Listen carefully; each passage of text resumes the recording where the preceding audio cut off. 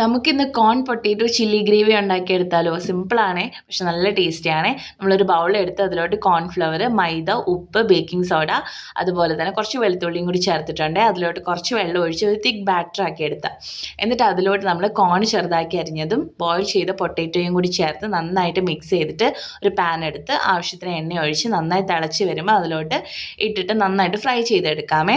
ഒരു golden brown ആയി വരുമ്പം എടുക്കാം. എന്നിട്ട് നമ്മൾ അതേ പൊരിക്കാൻ എടുത്ത അതേ ബൗളിലോട്ട് നമ്മൾ കുറച്ച് കോൺഫ്ലവറും സോയാ സോസ്, അതുപോലെ ടൊമാറ്റോ സോസും, കുറച്ച് ഉപ്പും പഞ്ചസാരയും കുറച്ച് വെള്ളവും കൂടി ചേർത്ത് നന്നായിട്ട് മിക്സ് ചെയ്യാം.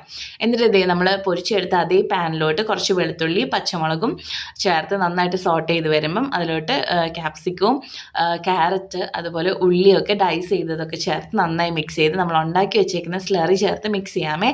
എന്നിട്ട് അതിലോട്ട് പൊരിച്ച് വെച്ചേക്കുന്ന കോണും പൊട്ടേറ്റോയും കൂടി ചേർത്ത് കഴിഞ്ഞാൽ നമ്മുടെ കോൺ പൊട്ടേറ്റോ ചില്ലി റെഡിയാണ്. ഒന്ന് ട്രൈ ചെയ്ത്